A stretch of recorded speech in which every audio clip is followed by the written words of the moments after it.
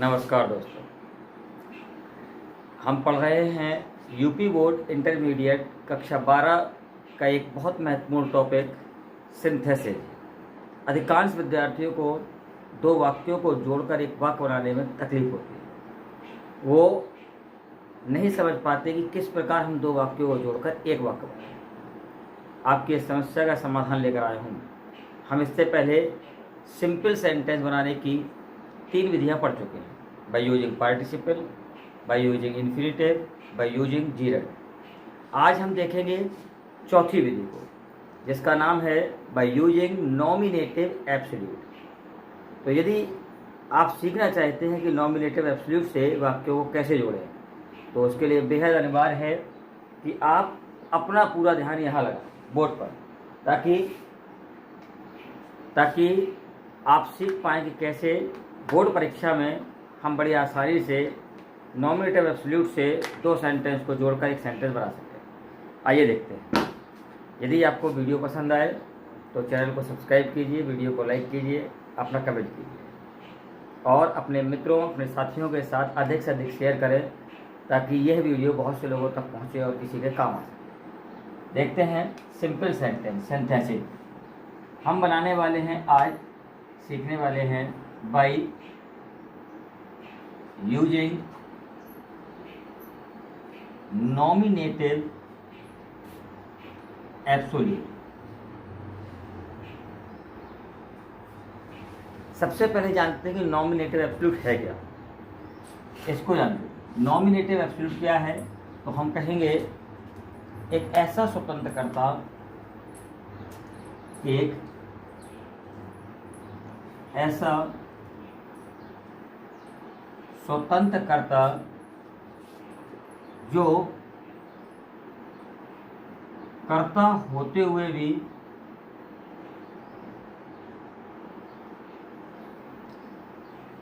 कर्ता का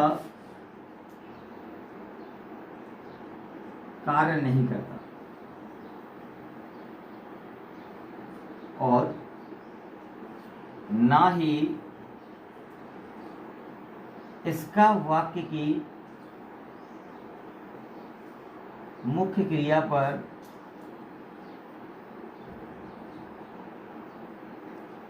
कोई खास प्रभाव रहता है।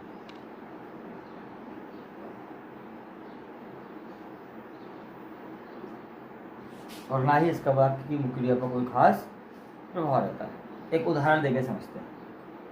जैसे मैंने कहा, it being a fine morning I went to walk. शानदार सुबह होने पर मैं टहलने गया।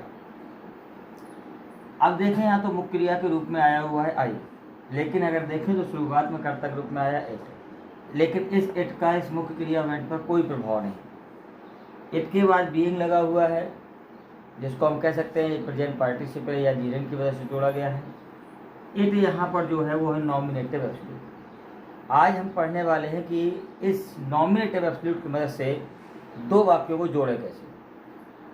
तो दो वाक्यों को जोड़ने के लिए हम यहाँ पर 3 नियम का पालन करेंगे।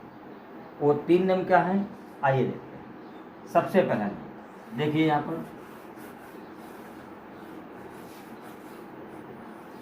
रूल नंबर पहला,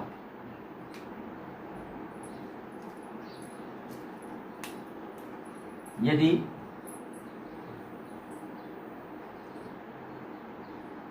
पहले वाले वाक्य का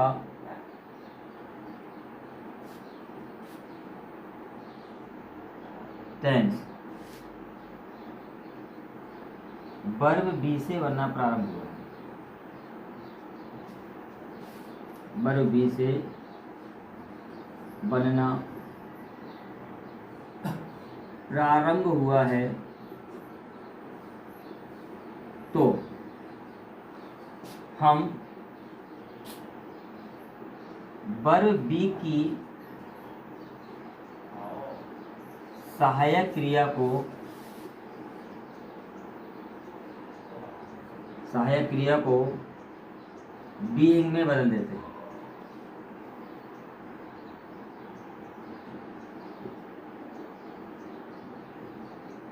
जैसे मैं अगर एग्जाम्पल की बात करूं, मैंने यहां पर लिखा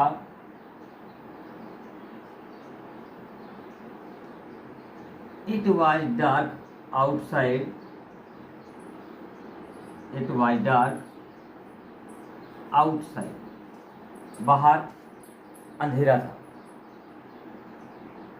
ही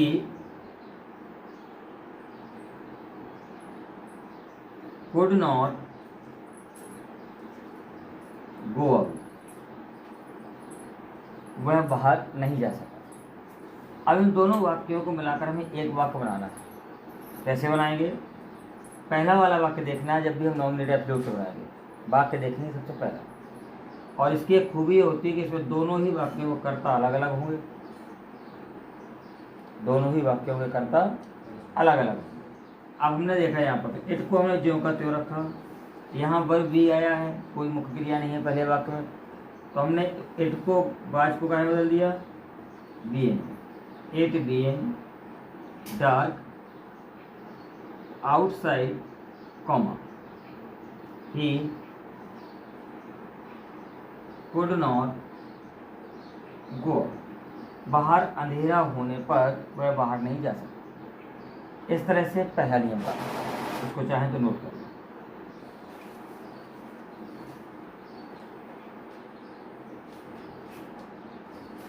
चलिए अब देखते हैं दूसरा नियम।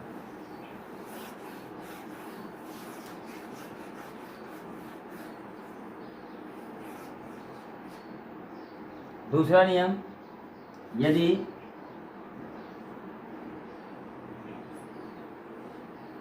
पहले वाला वाक्य किसी भी टेंस का तो वाक्यों को जोड़ते समय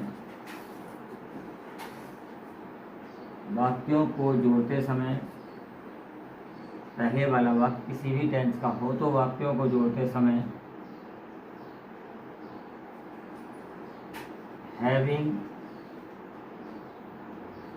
प्लस क्रिया की थर्ड फॉर्म का प्रयोग करते हैं।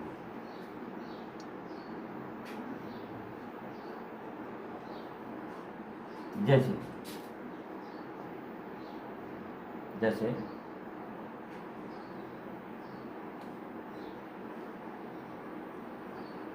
राम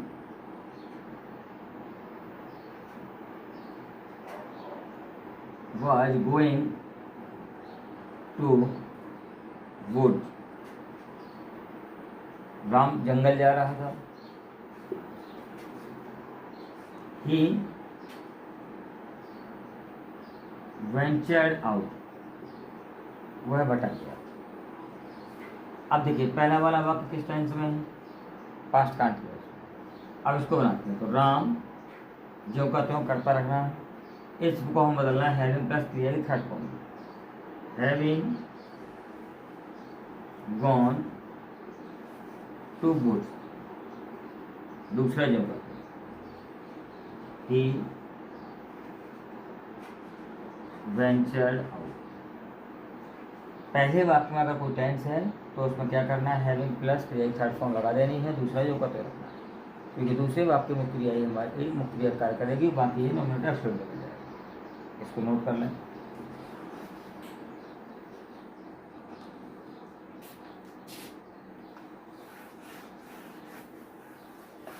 अब पढ़ते हैं तीसरा नियम।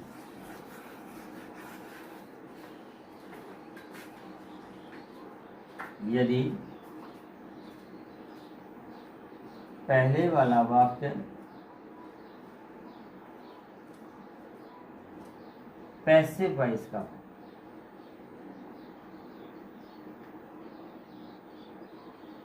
तो वाक्यों को जोड़ते समय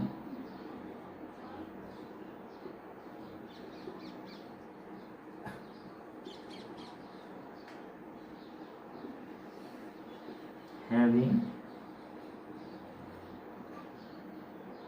बीन प्लस क्रिया की थर्ड फॉर्म का प्रयोग करते हैं।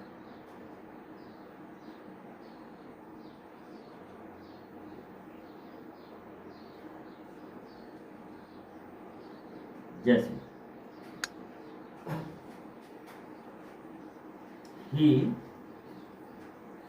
was born at रामपुर, वह रामपुर में पैदा हुआ था।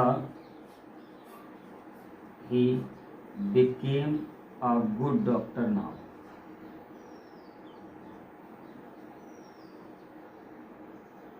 वह अब एक अच्छा डॉक्टर बन गया।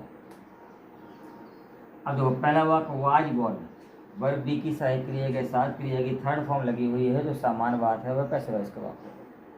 अब इसको हम बनाते हैं। तो हमने लिखा ही जो कहते हो वाज बॉर्न को बदल दिया हैविंग बीन बॉर्न में।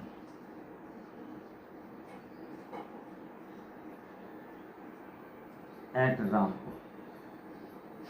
दूसरा जो कहते हो ही became a good dog। इस तरह से केवल 3 ही नियम हैं जिसके माध्यम से हम नॉमिनेटिव एब्सोल्यूट का प्रयोग करके 2 वाक्यों को जोड़कर एक सिंपल बना सकते हैं। इसको नोट करें, फिर देखते हैं अगला।